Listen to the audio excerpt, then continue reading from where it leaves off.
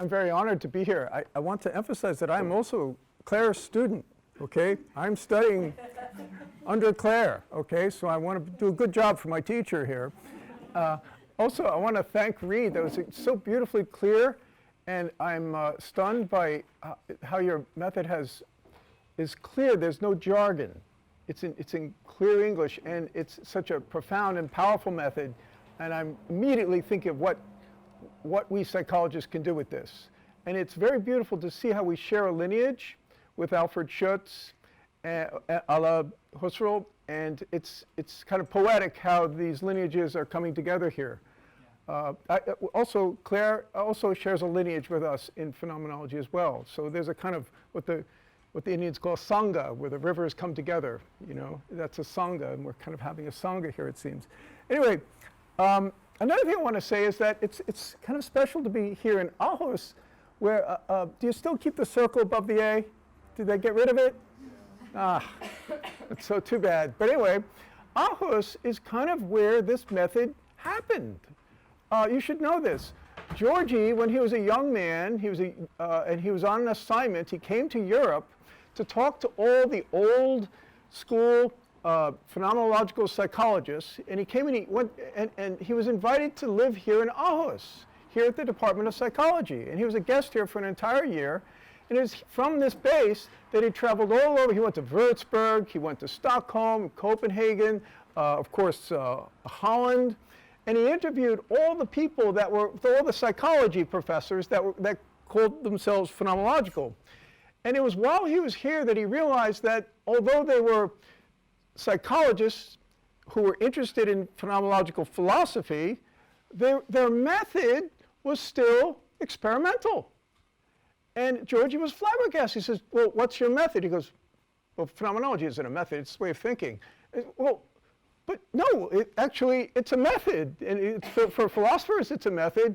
Why couldn't it be a method for psychologists? And they said, oh, no, we don't do that. That's not empirical. So he got motivated from all these conversations. He got motivated to take the philosophy of phenomenology and apply it to a practical method. We didn't even have the word qualitative method back then in the early 60s. So he applied it to psychology, and that became his mission. But I need to tell you, before we go into the method, and again, I feel embarrassed, especially after Reed's beautiful presentation, I feel embarrassed. I'm not going to have a concrete example the way Reed did. I'll try my best at the end if we have time to give an example of an explication. But it's best that I give general principles for understanding this method. It's actually a very simple method.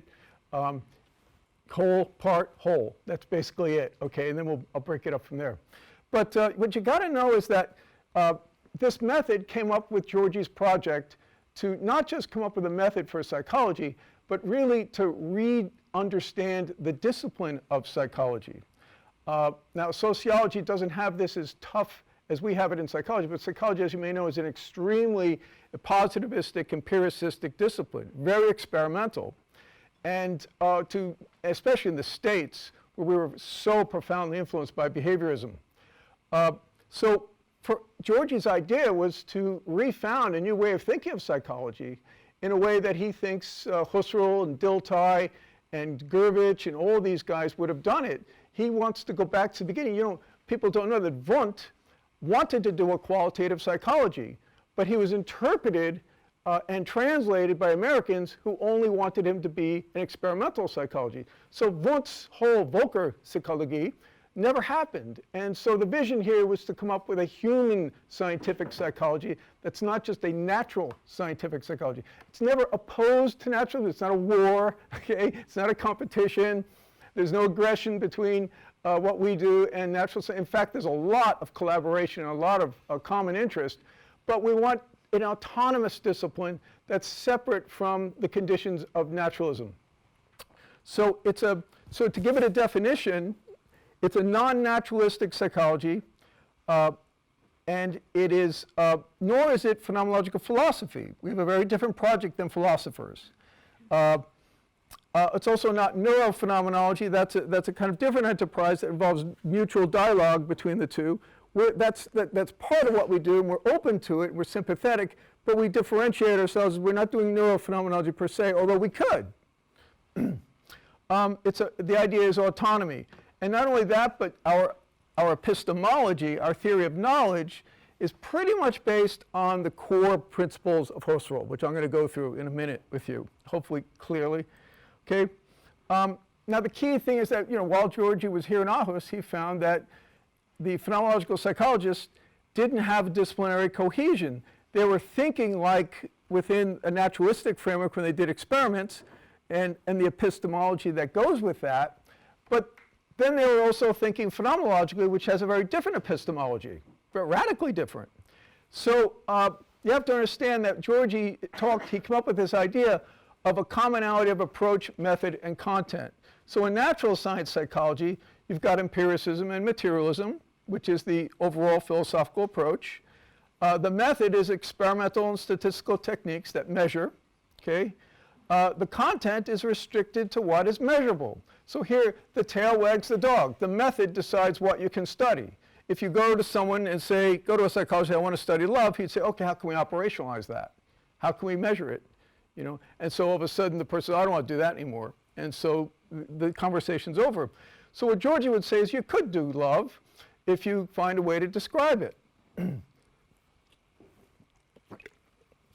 So the approach is, for phenomenological psychology, is phenomenological epistemology. And we just steal it from the philosophers. We just this is what the philosophers do. Husserl came up with an epistemology. We're taking it, okay? And we're going to use it.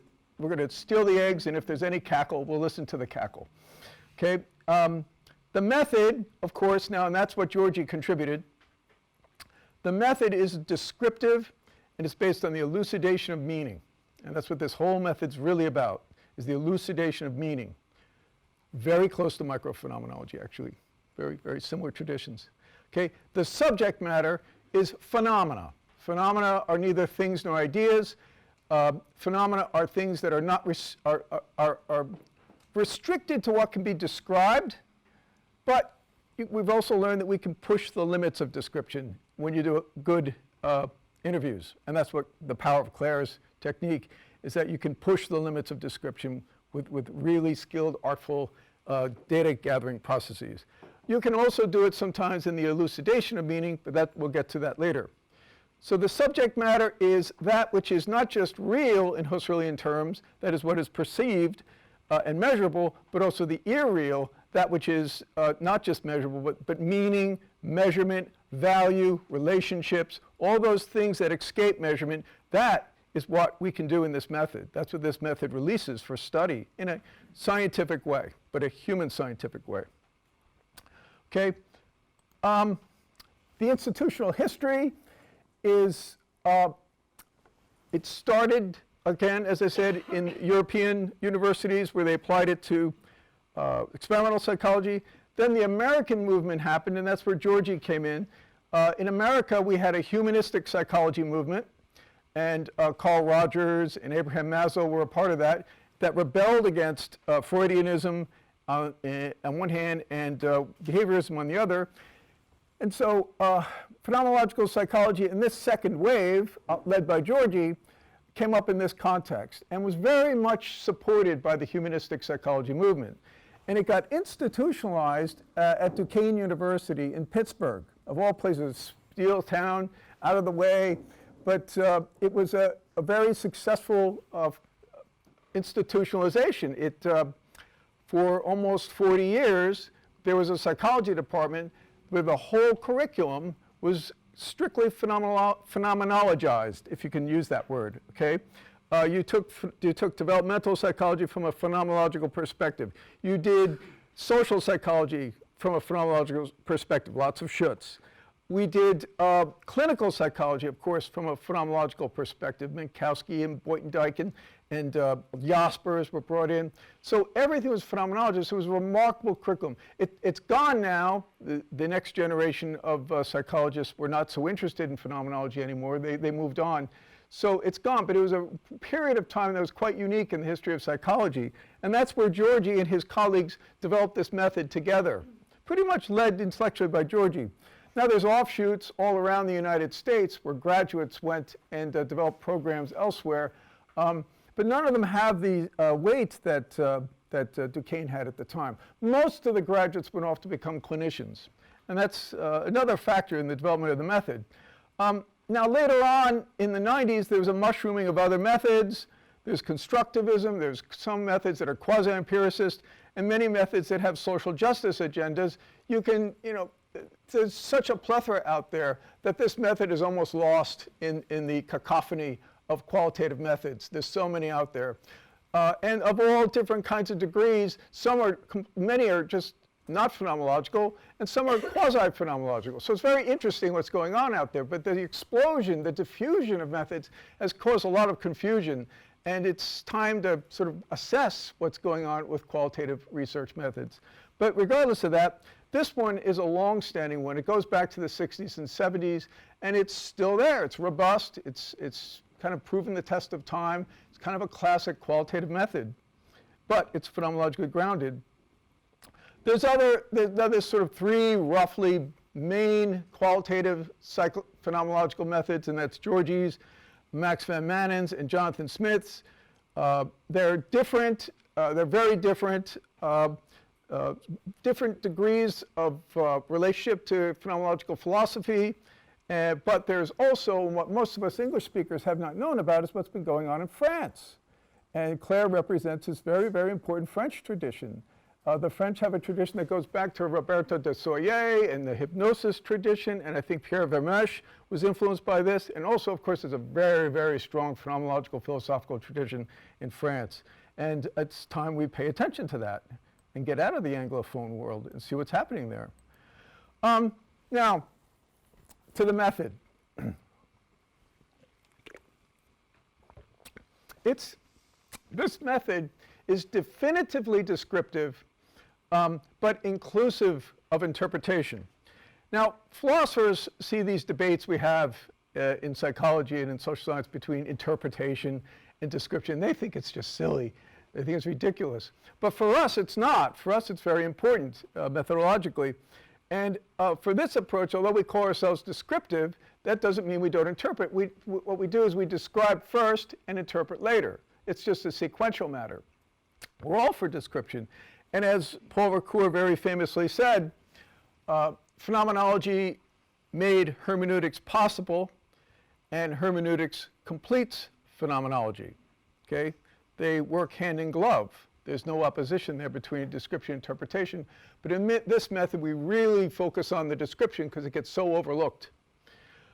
Now, to understand description, we have to go back to Husserl. And I'm going to introduce you to sort of the fundamental idea of phenomenology. If there's one idea, okay, that Husserl had that kind of defined it, it's this one. And it is called he called it the principle of all principles. I'll read it to you, and then we'll translate it a bit, okay? Husserl says that, I'll read this, okay? Forgive me.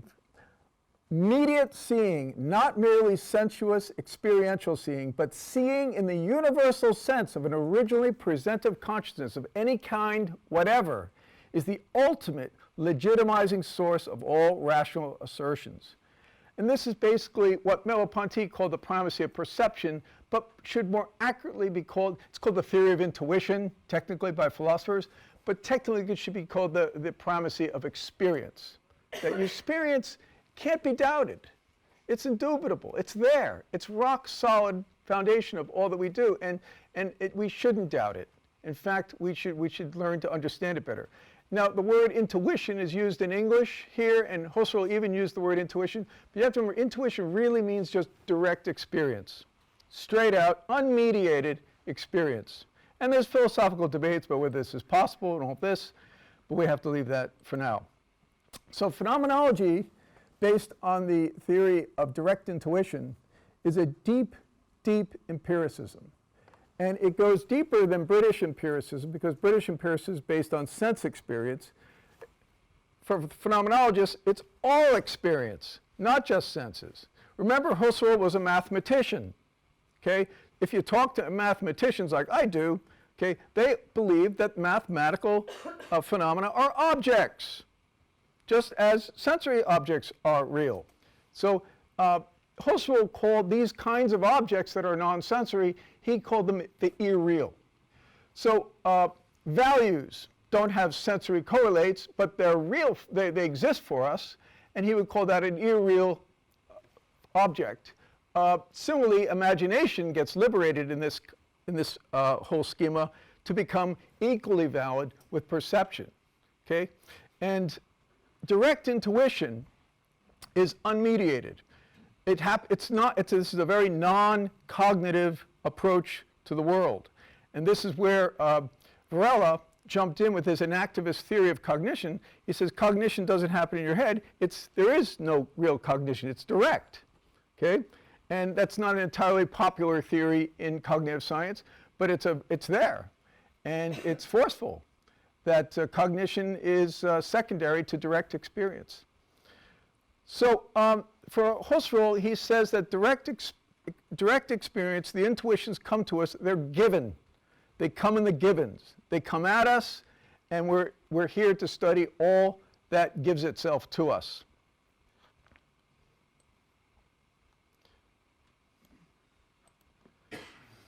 So intuitive seeing is neither inductive, it's neither inductive nor deductive, neither one, okay? Because in intuitive seeing, we're not going from sense experience to theory, but we're also not going from theory to sense experience. It's just immediate. That's what we mean by lived experience. Boom. Now, this seeing is foundational to describing.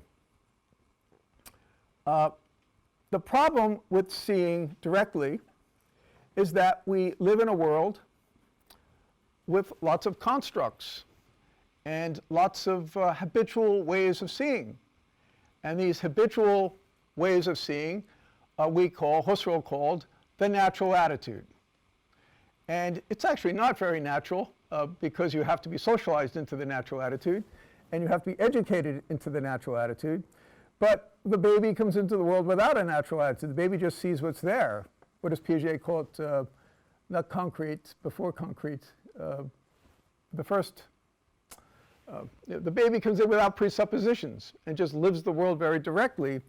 The natural attitude we pick up as time goes on. But Husserl means the natural attitude in a very philosophical way. He means that it's the presupposition that the world of objects exists with no interaction with consciousness. Okay? The natural attitude is a forgetfulness of consciousness. We just think the world, the objects are just there. And we habitually assume that the objects are there. We forget that I'm involved with intentionally, through intentionality, sustaining the existence of the object. If you hit me on the head, no more object. Okay? I'm out. I'm unconscious. You see? So my consciousness is always engaged, but we forget that. We take for granted consciousness. And so the idea for Husserl is to wake us up, to make us woke to the reality of our conscious interaction with the world. And to do that, he has a couple procedural methods. Okay? That's where he introduces this method called the epoche and the reductions which you do after the epoche. So it really requires some talk here. Now, can you do phenomenology without the epoche? And the question is, I'm not sure that you can come up with one phenomenological concept or one theoretical concept in phenomenology without first understanding the natural attitude. Almost all of phenomenological concepts presuppose that you're able to distance yourself from the natural attitude. So the epoche is sort of the doorway, the first step, the entrance into all this. And it's not really complicated, the epoche, and I'll tell you something else. Husserl invented the epoche in the sense that he discovered it himself, and many people credit this as his greatest discovery, but I have to tell you, okay, and I think Claire is aware of this as well, which is that if you go 25 centuries into the past, the Buddhists were onto this, okay? If you read Patanjali's Yoga Sutras, it begins with yogaha chitta vritti nirodha. Yoga is the suspension of the whirlpools of the mind, such that the true seer may come forth and see the world as it actually is. Okay? This is not new. We've known this for a long time. And if you look very closely at the Neoplatonic tradition, what's called the Via Negativa, there's a whole mystical Christian tradition that uses a method that's very close to the epoche. There's I think St. Dionysius the Areopagite, it's called the cloud of unknowing that allows you to know. Now, of course, the difference here is that all of these previous uses of the epoche, and by the way, the epoche comes from Stoicism, Roman Stoicism, where this is applied in terms of ethics. The difference is that all these applications of the epoche were done for terms of salvation, personal salvation, okay? We would now call that clinical, okay? But here, for Husserl, we're using it for scientific purposes. This is a scientific epoche. So similar technique, but done for scientific purposes. So the key idea, the definition of the epoche is whatever it takes to figure out your way outside of the natural attitude. Whatever it takes to see the natural attitude, to see your conscious there. You can call it any name you want, but you've got to get out of that in order to really jump into this method. And Husserl calls it like a parenthesizing, an inhibiting, a putting out of play. I like the word abeyance in English, to put things into abeyance, to let go, to neutralize. I like Merleau-Ponty's expression is to loosen the intentional threads with the world. Okay, very, very poetic. So the reductions, very simply, Husserl is very confusing about this. For Husserl, everything you're doing is usually moving towards the transcendental, okay, what he called the transcendental reduction. So there's two senses of the word here. For Husserl, there's a psychological reduction, and then there's the transcendental reduction, which is the real goal. Now, in some passages, Husserl says that the psychological reduction is the way station on the way towards the transcendental. In other passages, he indicates that this could be a stopping point where you could develop a whole discipline or a series of disciplines. Sorry? Oh, yeah, I'm so sorry. Where's the full screen thing? Is that it? That didn't work. Uh-oh. Now we're done. See what you did? It's all your fault. It's there. How? It's here? Yeah. It's not working. Oh, it's up. Oh, okay. I can't see it.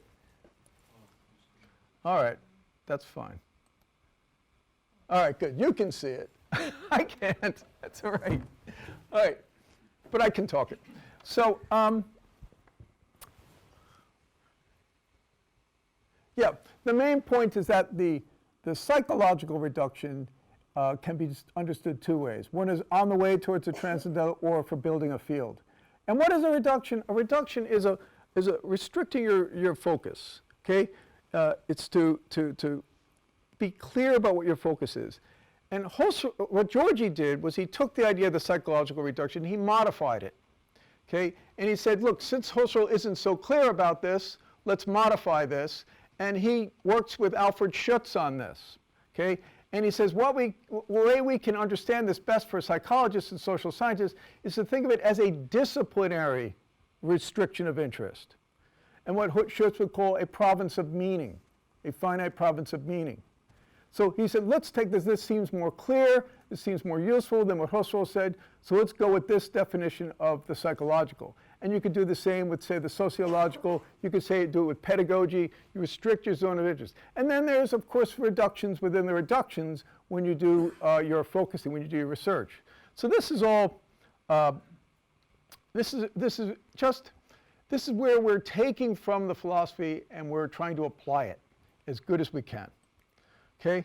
So a key thing here to description, getting back to description, is that when we do the epoche, we go into the psychological reduction or your disciplinary reduction. The key thing here is to render yourself open to the givenness of your intuition. To render yourself open to the givens. And so that's what we do when we look at data. We render ourselves open to allow the givens to come to us. And one could say that it's a kind of passivity, but it's a kind of active passivity. You're invoking a contemplative openness, okay? A type of passivity, passive is a bad word in our culture, which I think is unfortunate. you use the epoche case introduction to make yourself a vehicle. Okay, you render yourself a vehicle in service to the things themselves, to the givens of experience. And that's the key here. And it is in many respects like a contemplative practice. And this is a quote from Merleau-Ponty. This is not restricted to just psychology. This, I think painters and artists are doing description. Anytime you have human expression, they're trying to describe something. All expression is a type of description. And this is a very famous quote from Merleau-Ponty where he quotes Paul Klee when he talks about how the trees are talking to him. Well, they're coming to him like they're talking. They're given to him like they're talking to him. It doesn't mean literally that the trees are talking to him, but that's how they come to him, okay, as an artist. Description and interpretation go hand in hand. They're just different things, okay? Now, for us, we hold off on interpreting until we have exhausted the givens of intuition, okay? Intuitions can come with descriptions that are strong descriptions. There can be weak descriptions, and when you have a good description, you get a strong intuition of what's going on. When you get a poor description, you get a weak intuition. So, for example, when someone's lying to you, you're getting weak intuitions. You don't know what the heck's going on here. You're getting, the person's giving you a double message, there's duplicity, and you can't get a strong intuition, so that's when you resort to a theory. That's when you resort to an interpretation of what might be going on here. So you interpret when you don't have. Now, hermeneutics developed the theory of interpretation with books to interpret books that were written by people that are dead. You can't get the author of the Bible to speak anymore, who those people were, so we need to use techniques for giving them voice. With social science, we have subjects who are not dead. We can actually talk to them directly. We can do interviews with them. We don't have to jump to interpretation right away. Interpretation's good, but we don't have to go there right away. Also, description grounds interpretation. If you have a good descriptive material, then you have a referent. You've got something to interpret once you've got a clear data. Also, the hermeneutic circle. Again, the hermeneutic circle is not something that we reject, and we don't see it as disproving the epoche. We see it as, in some respects, a type of reduction. You can't think the hermeneutic circle without first understanding the natural attitude. So it's an interesting, tricky relationship, but the description gets us out of some of the problems that comes with just strict hermeneutics. So here's the method itself. Now we can get into this, okay? So the method, it didn't at first develop the interview part of it. The data gathering process didn't get fully spelled out in the beginning, and the reason is because it happened in the context of clinical psychology, where everybody is trained in Rogerian therapy, at least back then. So all his graduate students were trained in Rogerian active listening, which is a very, very powerful interview technique in its own right. Eugene Gendlin came right out of that tradition of Carl Rogers. So because everybody was trained at this and knew how to do this, because of the clinical training, it didn't become a focus for Giorgi. Giorgi, what he didn't have at the time in the 60s and 70s was a data analysis method. So that's why he didn't emphasize interviewing very much. But that's been corrected. Magnus Englander, who teaches in Malmo, has been focusing on, explicating what we mean by a phenomenological interview. And I have been really learning a lot from Claire about this. I mean, there's just some real genius to what Claire has done, especially with memory trance, and interviewing has opened up for me with regard to my enlightenment from the French tradition that Claire represents. But so that wasn't it. Giorgi's is primarily a data analysis method. And it's pretty simple, actually, okay? In practice, you get your descriptive transcript, your interview, and of course you do the transcription yourself, so you get intimacy with it. And then you read it for a sense of the whole. Okay, that's really key. You get the sense of the whole. Then, now you can do your epoche, but there's no like moment when you do the epoche. And the only reason why Giorgi put the epoche into the 5-step procedure is because he just always assumed if you're doing phenomenology, you do the epoche.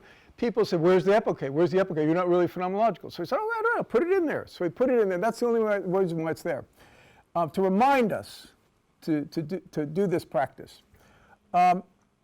So first you read for the sense of the whole. You perform whatever the operation of the epoche. You take the attitude, the phenomenological attitude, and then you break it into parts, and we call them meaning units.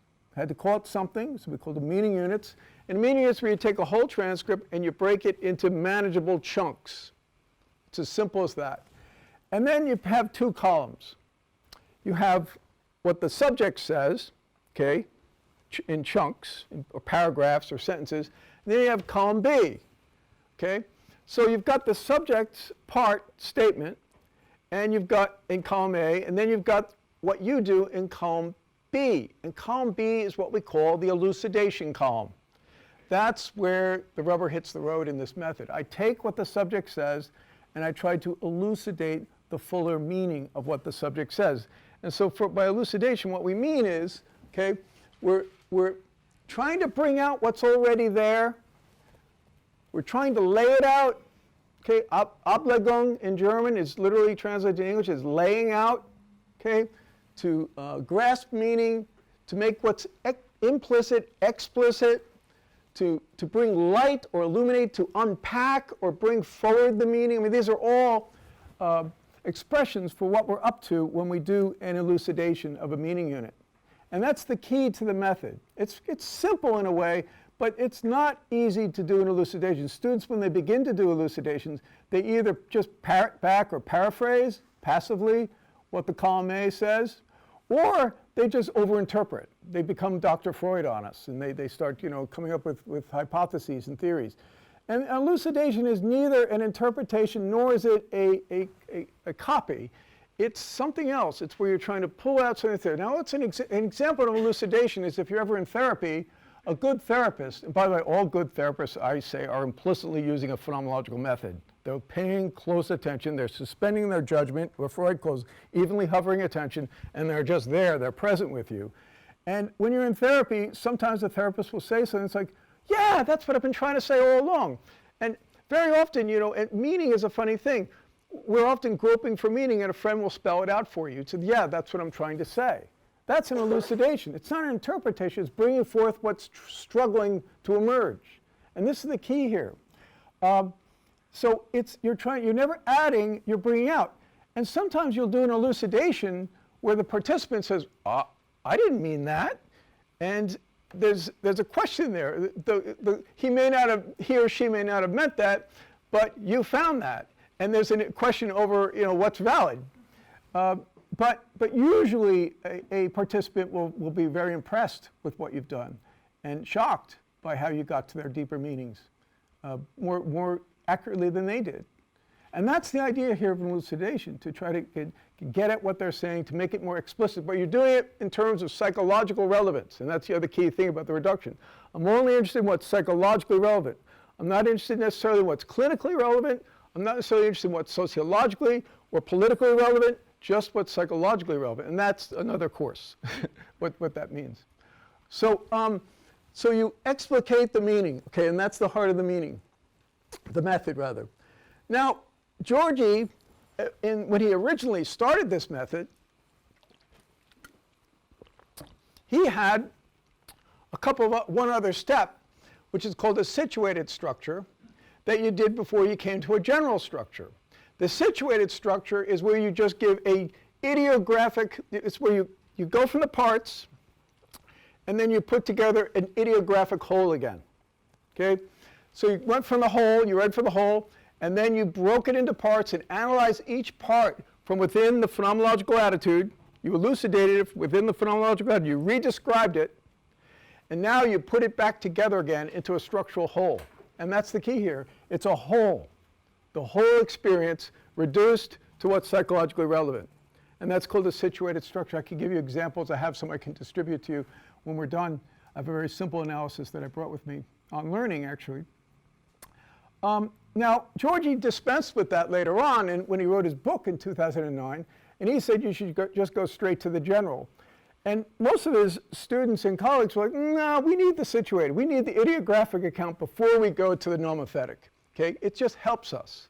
And Giorgi said, well, that's up to you. He said, but that's what he wanted. He wanted to go straight to the general. Now, the reason why he didn't want to keep the situated is because he was afraid of phenomenology becoming just idiographic. He was very much opposed to that. And he said that if you just stay idiographic, then you're not going to be able to really get into the game of science. Science makes nomothetic claims. So he wants phenomenologically valid generalizability. And I'm with him on that. That makes sense. It's just how to get to that. So the general structure is the end goal of a phenomenological analysis. You want to come up with a structure that is not just one person's experience. You want to come up with a structure that you could apply more generally. Now, do I mean universally and absolutely to every culture in the world and every historical era? Of course not.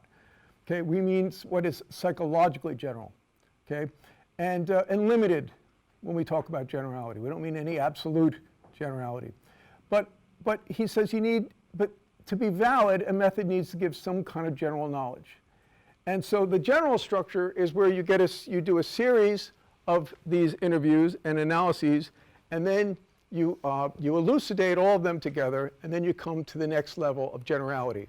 And that's a general structure. What's valid to several people, what will be valid to most people who have this experience? What's useful about this project? Well, you want some knowledge that's useful, that's generalizable. And I'll give you an example of a general structure from something that a project I'm involved with. I'm very much involved with daydreaming research. And for a long time, I've been interviewing people about what it's like to have a daydream. And I've learned a lot. It's a phenomenon that has shaped me as much as I'd like to think I've elucidated it. And what I've learned is that when you listen closely to what people say about their daydreams, and you get rid of all your naturalistic presuppositions, you just hear what they say and let yourself see what's happening in their descriptions, things open up. So subjects say that, number one, that every daydream they have is inseparable from their whole life. Okay, just like a night dream, it's part of their entire life, temporal horizons. It's hooked up with their whole lifespan, every bit of them. But another very key thing is that people describe daydreams as imaged affects. It's a feeling, an emotion that gets imaged. That's how they talk about it. It's always in the language of emotion, if you get them to talk, if you get them to describe it. And there's a lot more I can talk about. Every single psychological dichotomy falls apart when you get people into describing their daydreams. It's just a whole other thing once they talk about this thing. Daydreams take you into another world, and you don't need to be a phenomenologist to describe this. They say, what's another world, another reality, another zone? I space out into some other place. And when they go into this place, they say that sometimes they can describe their bodies. And they're in a world where they're in another body-world relationship in the fantasy. And they're also in another body-world relationship in the boring classroom, or the boring car ride, or the long train ride. And they're in two different body-world relationships. And they know it. Usually people are, when you go on with theories, yeah, I know I'm in the daydream when I'm having the daydream, and I also know I have to pay attention, I have to act like I'm paying attention to the professor. But I'm also really enjoying the daydream. And if you ask people where are they really, they say, oh, I'm really in the daydream. Well, and if you keep going, and by the way, we don't ask leading questions. We're very careful to only ask how questions, no why, and we try to only use their language. But even using these restrictions in the interview method, they always say that if you ask me, to be honest, I feel like I'm really in the daydream because that's where my feelings are. Okay? My emotions are in the daydream, and that's where my belief is. And it feels real because I'm feeling like it's real. Really, really interesting stuff. They say, yeah, I know that's really where I am in the classroom, but I'm really, really, really in the daydream. So, and they get confused in their languaging, and that's where we come in. We elucidate, we come into their confusion, and we try to give some clarity to it. Now, it gets even, so it goes on and on. That can go on forever about this, but this is really valid knowledge. This is very interesting. And you can then later on interpret this and relate. There's other places in the literature that talk about this, and it very beautifully corroborates Husserl, what Husserl says in the internal time consciousness. I didn't even have this in mind when I discovered this in interviews, but Husserl in the internal time consciousness, perhaps one of his greatest things he ever wrote, he says that temporal experiences involve what he calls a dual intentionality. When I remember a memory, I'm in the present moment, but I'm also living in the memory. When I have a fantasy of the future, I'm in the present moment, but I'm also fantasizing in the future. And it's a self in the future or a self in the past. So Husserl said, and there's two different consciousnesses that are intending that world relationship. Well, this actually validates what Husserl said in an empirical way, an empirical phenomenological way. So okay, my time is up. I hope I've entertained you and that you have a few questions. Okay, thank you very much.